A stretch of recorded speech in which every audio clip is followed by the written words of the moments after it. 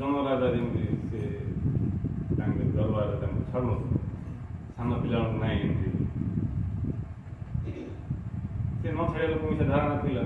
ସାନ ପିଲା ବୋଲି ଯାହାର ସହିତ ସାନ ବୟସ କମ୍, ଆଉ ଜ୍ଞାନୀ ବୋଲି ଯାହାର ବାଳ ପାଚି ଯାଇଛି, ଦାଢ଼ି ପାଚି ଯାଇଛି, ସବୁ ପାଚି ଯାଇଛି, ବୋଲେ ମରିବାକୁ ଅଳ୍ପ ସମୟ ଅଛି, ବେଶୀ ଜ୍ଞାନ ଥିବ ନାଇଁ, ତାକୁ ଆମେ ଭାବୁଛୁ ସେଇଟା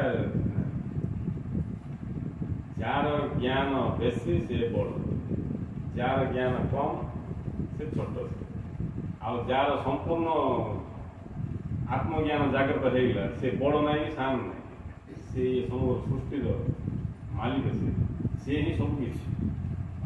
ତେଣୁ ମହାପୁରୁଷଙ୍କ ପାଖରେ କିଏ ସାନ ବଡ଼ ନୁହଁ, ମହାପୁରୁଷଙ୍କ ପାଇଁ ସାନ କିଏ ନୁହନ୍ତି, ବଡ଼ କିଏ ନୁହନ୍ତି, ସମସ୍ତେ ତାଙ୍କର ହିଁ ଆତ୍ମସ୍ୱରୂପ।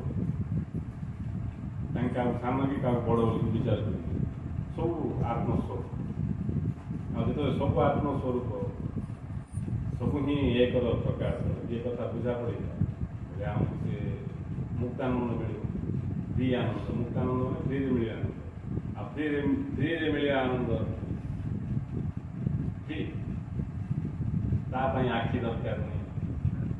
ଆଖି ଦରକାର ବୋଇଲେ ଫ୍ରି ନାହିଁ, ଆଖି ଦରକାର, ଆଖି ଅଛି ନା, ଆଖି ଥିବା ଅଛି ବୋଲେ ଫ୍ରି କୋଉଠି ହେଲା, ପ୍ରାଣ ଥିବା ଅଛି, କ'ଣ ବି ଦରକାର ବୋଲେ ସେଟା ଫ୍ରି ନାହିଁ।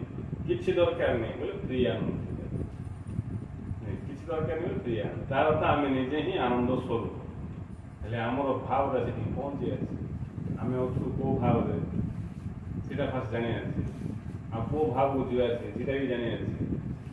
କେଉଁ ଭାବରେ ମୁଁ ଅଛି ଜଣା ନାହିଁ, କେଉଁ ଭାବକୁ ଯିବା ଅଛି ଜଣା ନାହିଁ, ଜିଉଁଛି ତ ଜିଉଁଛି, ଅଭ୍ୟାସ ହେଇଯାଇଛି। ମୋ ନାଁରେ କିଏ କିଛି କହିଲେ ଛାଡ଼ିବିନି, ମୋ ନାଁ ମୋର ଜଣା ନାହିଁ, କିଏ ଦେଇଛନ୍ତି କହୁଛି ମୋ ନାଁ, ସେଇଟା ବି ଜଣା ନାହିଁ, ଦବା ନାଁଟାକୁ ଧରିକି ମୋ ନାଁ ଭାବୁଥିଲି ବୁଝିଲ,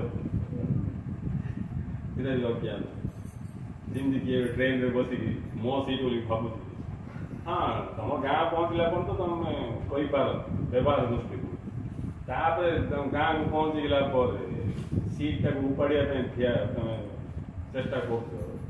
କିଏ ଆସିକି ପଚାରିବ ସେ ରେଲୱେ ପୋଲିସ ବାଲା, କ'ଣ କରୁଛୁ ଏଇଟା, ମୋ ସିଟ୍କୁ ମୁଁ ନେବି ଆଜ୍ଞା, ଟିକଟ ଦେଖ, ହେଡ଼ ଦେଖନ୍ତୁ କେତେ ନମ୍ବର ସିଟ୍ ଏଇଟା ଦେଖନ୍ତୁ ଭଲ, ଏତିକି ନମ୍ବର ସିଟ୍, ମୋ ଟିକଟ ନମ୍ବର କ'ଣ ଅଛି, ହେଲେ ଏ ସିଟ୍ କାହାର, ମୋର, ସେଟା ପାଇଁ ମୁଁ ଉପାଡ଼ିକି ନେଇଯିବି ବୋଲେ ସେ ପୋଲିସ ଅଛନ୍ତି ତାକୁ ଉପାଡ଼